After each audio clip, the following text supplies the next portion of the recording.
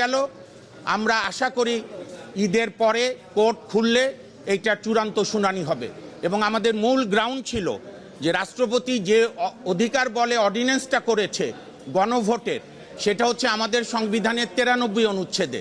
সেখানে আছে রাষ্ট্রপতি এমন কোনো অর্ডিন্যান্স করতে পারবে না যে বিষয়বস্তু আমাদের সংবিধানে নাই।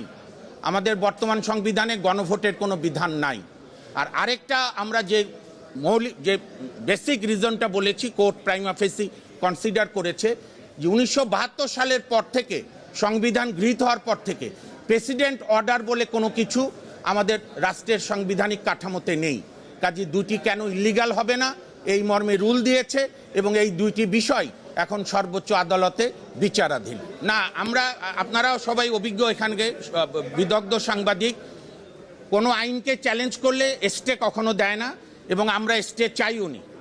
আমরা বলেছি, আমার ভাই যেটা জিজ্ঞেস করছেন, রুলের এক্সাক্ট টার্ম হচ্ছে জুলাই সংস্কার বাস্তবায়ন উইদিন ব্র্যাকেট সংস্কার অধ্যাদেশ আদেশ কেন অবৈধ হবে না এবং গণভোট অর্ডিন্যান্স কেন অবৈধ হবে না, যার মধ্য দিয়ে এই দুইটি বিষয় সর্বোচ্চ আদালতের বিচারাধীন থাকলো।